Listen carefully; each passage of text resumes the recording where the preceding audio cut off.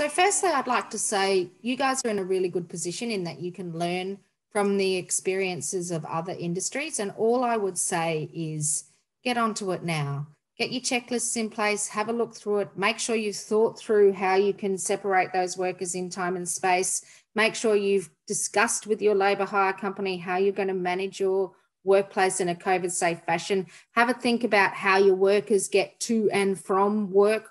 All of those things are really important, and it's absolutely critical that you understand what your obligations are in each state as they are different.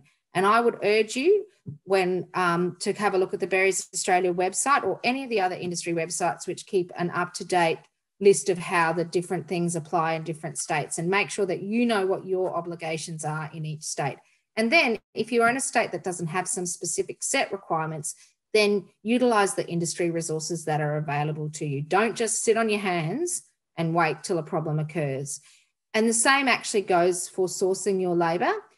Industry statistics are basically saying that the horticulture sector across Australia will be short around 26,000 workers as the pool of backpackers has decreased from 140,000 to around 60,000. And there is some concern that another significant portion of those will go home for Christmas.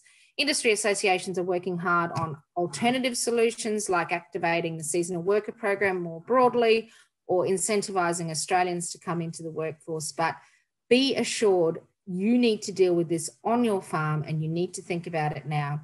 One of the key observations I've made is that labour hire companies will not tell you that they are unable to source workers until the day they can't get them on your farm. So make sure you do your due diligence and think about where your workers are coming from. Have a look at who you employed last year and have a think about whether or not they'll still be in the country or equivalent people to work. And if they're not, have a think about how you're actually going to manage that. Blueberry farms, for example, have had to take some quite significant steps in terms of how they manage their crops because they are really just not getting the workers that they need. So we're looking at things like certain blocks they're not picking because it's lower value fruit or that kind of thing. So start thinking about it now. How will you actually manage a reduced number of pickers or packers?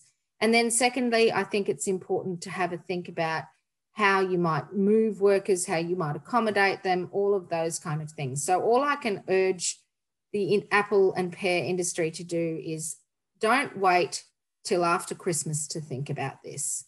Start thinking about it now. Think of your contingencies and think about how you're going to manage and whether you have to actually change how you manage your crop. And I think apples, my understanding is you have some capacity with storage, etc. Have a think about how you're going to manage your crop and how you're going to manage getting that fruit onto market.